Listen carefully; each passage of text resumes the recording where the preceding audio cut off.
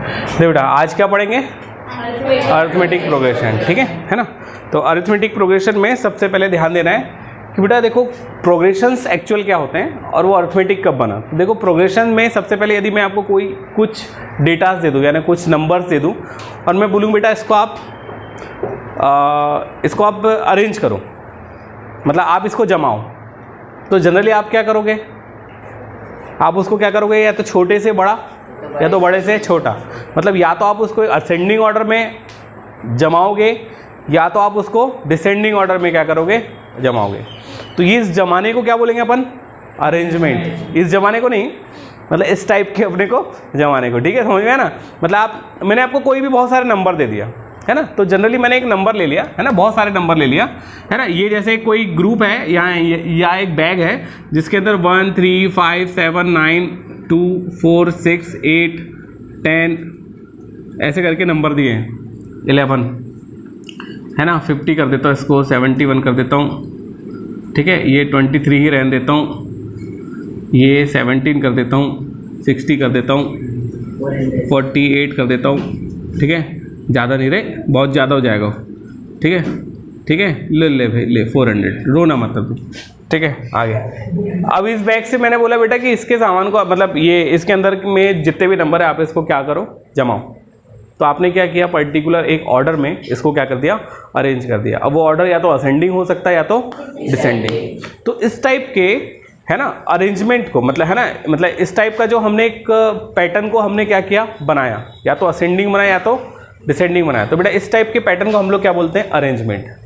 तो कभी भी प्रोग्रेशन को पढ़ने के पहले हमको ये समझना होता है कि क्या वो अरेंज है, समझ में है ना, क्या वो प्रॉपर सीक्वेंस में जमा हुआ है, समझ में है ना, ठीक है। तो इस टाइप के पैटर्न को हम लोग क्या बोलते हैं बेटा, अरेंजमेंट, है ना। आप किसी भी पैटर्न को क्या कर दो, है ना, जमा दो, ठीक है। तो अब जैसे मैंने ये इनको जमाया, तो पहले 1 लिखा है ना, फिर उससे थोड़ा बड़ा लिखा, क्या लिखा बेटा 8, फिर क्या लिखा 11, नहीं 9, फिर क्या लिखा, नहीं 8 है, हाँ 9 हो गया, फिर क्या लिखा 11, फिर क्या लिखा बेटा 23, फिर 17 है, सॉरी क्या लिखा बेटा अपने 17, फिर 23, फिर 48 पक्का, ठीक है, फिर 60, फिर 400 एंड सो ऑन, है ना, जो भी होगा, पर हमने इसको क्या किया, प्रॉपर है। तो ये इस टाइप का जो अरेंजमेंट था इसको हमने क्या बोला, अरेंजमेंट ऑफ नंबर, है ना। तो किसी भी चीज को आप एक सीक्वेंस वाइज या पर्टिकुलर किसी सिस्टम में जमा देते हैं तो हम इसको क्या बोलते हैं, अरेंजमेंट, ठीक है। अब यही अरेंजमेंट सीक्वेंस बनेगा, यही अरेंजमेंट क्या बनेगा, सीक्वेंस बनेगा, जब अरेंजमेंट ऐसे नंबर्स का हो जो पर्टिकुलर किसी रूल को फॉलो करते हो। अब बोले सर रूल को फॉलो करते हो, ठीक है ना, तो कैसे रूल को फॉलो करते हैं, ठीक है। तो चलिए देखते हैं। तो सीक्वेंस कब होगा, मतलब अरेंजमेंट, तो जनरली आप नंबर को जमा दो, मतलब वैल्यूज को क्या कर दो, आप अरेंज कर दो, उसको क्या बोलेंगे, अरेंजमेंट, ठीक है। अब वो आप या तो असेंडिंग ऑर्डर में अरेंज किया हो या तो डिसेंडिंग ऑर्डर में। अब मैं कुछ और दूसरी वैल्यू ले रहा हूं, ठीक है ना, कुछ और दूसरी वैल्यू ले रहा हूं, ठीक है। अब दूसरी वैल्यू में मैंने क्या लिया, एक दूसरा बैग लिया, ठीक है, ये बैग ए था और ये बैग बी था, ठीक है ना। अब इस बैग में मैंने कुछ ऐसे नंबर लिखे हैं, 1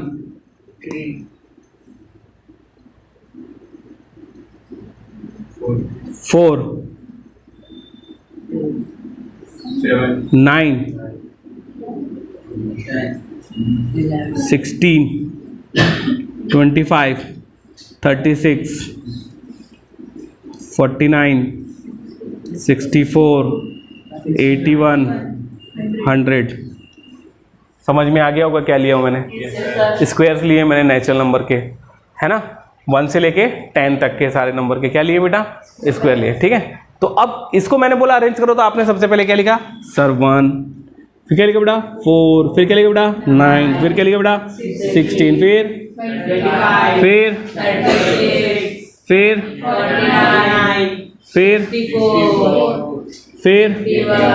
कितना है, फिर 100। क्लियर है। तो देखो बेटा ये हमने सारे नंबर्स को हमने कैसा किया, तो ये अरेंजमेंट है। लेकिन अब इस अरेंजमेंट में मैंने एक चीज देखा, यार एक पर्टिकुलर किसी पैटर्न को फॉलो कर रहा है, किसी रूल को क्या कर रहा है, फॉलो कर रहा है। अभी रूल कैसा था, यदि मैं इन सारे नंबर्स को n मान लूं, यदि मैं इन सारे नंबर को क्या मान लूँ n, या मैं x मान लूँ, क्या मान लूँ x मान लो, ठीक है। अब ये सारे नंबर x हैं, मान लो कि ये सारे के सारे नंबर x है। मैंने बोला ना मानने में किसी का कुछ नहीं आता, ठीक है ना। मान लो, क्या मानोगे इस बार, अरे पुराना हो गया ये, मान लो। और कुछ बताओ बताओ बताओ बताओ, क्या बोला, हाँ ठीक है, नहीं बेटा ये ज़्यादा हो जाएगा, ठीक है फिर उल्टा बोलेंगे तो गलत हो जाएगा ना अपन इतने भी गए भी थे नहीं है कि नहीं। चलो ठीक है, तो देखो मान लो कि सारी वैल्यू क्या है बेटा x है, तो x1 हो सकती है, x4 हो सकती है, x, समझ में आ गया ना, ठीक है। तो अब यदि मैं इसको लिखना चाहूं तो देखो मैं इसको, देखो अब ये सारे नंबर को मैं कुछ ऐसे लिख सकता हूं, ठीक है। ये सारे नंबर एक x का स्क्वायर है, ये सारे नंबर क्या है बेटा x का स्क्वायर है, वेयर, है ना, वेयर x बिलोंग्स टू, है ना, बिलोंग्स टू नेचुरल नंबर और लेस देन 11। x वो सारे नेचुरल नंबर को बिलोंग करता है जो 11 से क्या हो, छोटे हो। तो 1 से स्टार्ट हो गया, 2 3 4 5 6 और सबके स्क्वायर है देखो।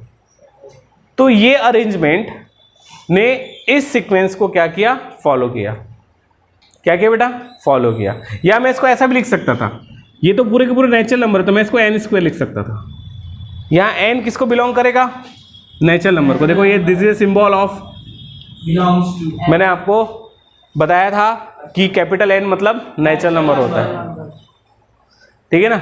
अब मैं इसकी लिमिट तय कर दूंगा कि n भैया 1 से लेके 10 तक होगा, बस समझ में आ गया ना।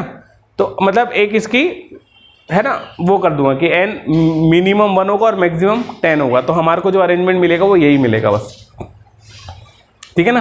तो n 1 हुआ तो 1 का स्क्वायर 1, n 2 हुआ तो 2 का स्क्वायर, n 3 हुआ तो 3 का स्क्वायर 9।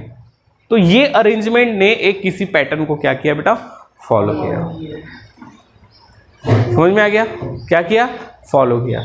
तो इसको हम लोग ने क्या बोला, सीक्वेंस। क्या बोला बेटा, सीक्वेंस। तो पर्टिकुलर इस सीक्वेंस में सारे एलिमेंट अरेंज हो गए हैं, सारे नंबर्स क्या हो गए, अरेंज हो गए। किस सीक्वेंस में, स्क्वायर वाले सीक्वेंस में, कि हर नंबर मतलब यहाँ पे जितने भी टर्म्स हैं वो नेचुरल नंबर के क्या है, स्क्वायर्स हैं। समझ में आ गया बेटा, ठीक है। अब ये जो, अब देखो ये तो अरेंजमेंट था, ये भी एक अरेंजमेंट था। अब अरेंजमेंट क्या बन गया, सीक्वेंस बन गया, है ना। तो अब देखो अरेंजमेंट में क्या हुआ, या सीक्वेंस जो भी है ना, तो हमने जब भी डेटा को अरेंज किया तो हमने हर मतलब ईच एंड एवरी नंबर्स को या ईच एंड एवरी वैल्यूज को हमने थोड़ा कॉमा से क्या कर लिया, सेपरेट कर लिया। क्या कर लिया बेटा, कॉमा से सेपरेट। तो ये जो कॉमा से सेपरेट करने पर ये जो अलग अलग नंबर दिख रहे हैं इसको हम लोग इस अरेंजमेंट के टर्म्स बोलेंगे। क्या बोलेंगे, टर्म्स बोलेंगे। समझ में आया, ये पहला टर्म्स, ये second, third, fourth, fifth and so on. तो इसमें टोटल कितने टर्म्स हैं, 10 टर्म्स हैं। इसमें टोटल कितने टर्म्स हैं, ठीक है। अब याद रखना कि अरेंजमेंट में नंबर ऑफ टर्म्स हमेशा नेचुरल नंबर में काउंट होंगे। अभी हमने देखा, क्या यहाँ पे कोई ऐसा टर्म्स मिल रहा है कि बोले सर 5/2 टर्म्स ये है, नहीं। ये फर्स्ट टर्म है, ये सेकंड है, ये थर्ड है, ये फोर्थ है, ये फिफ्थ है। 5/2 टर्म्स तो यहाँ कहीं आ ही नहीं रहा है। तो number of terms always be measured in natural number, ठीक है ना। कभी भी याद रखेंगे कि नंबर ऑफ टर्म्स को कभी भी आप फ्रैक्शन में, है ना, या नेगेटिव, है ना, ऑलवेज वो किस फॉर्म में कंस्ट्रक्ट होंगे, है ना, केवल नेचुरल में। बाकी उसके अलावा कोई भी नंबर के फॉर्म में वो कंस्ट्रक्ट नहीं होंगे। मतलब नंबर ऑफ टर्म्स को हमेशा हम नेचुरल फॉर्म में बोलेंगे, है ना। जैसे 5th term, 6th term, 7th term, है ना, -5th टर्म इज नॉट, है ना, ये लीगल नहीं होगा। मतलब ये मतलब कहना चाहिए ये एग्जिस्ट ही नहीं करेगा, ठीक है यार। टर्म्स स्टार्ट कहाँ से हुए, 1 2 3 4, तो पीछे कैसे चले जाएंगे, है ना। -5 कोई टर्म्स नहीं होगा, ठीक है। समझ में आया, ऐसे रखने को तो हम कुछ भी बना सकते हैं, ठीक है, हमारी मर्जी, ठीक है, ठीक है। तो अब ये देखो बेटा, तो ये आपका क्या था, अरेंजमेंट, और ये आपका क्या था, सीक्वेंस। क्लियर है। कोई डाउट है बेटा सीक्वेंस में?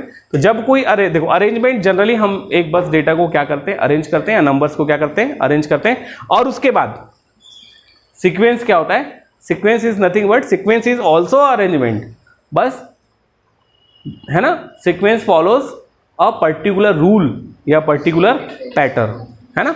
एक किसी पैटर्न को फॉलो करेगा या पर्टिकुलर किसी रूल को फॉलो करेगा, ठीक है।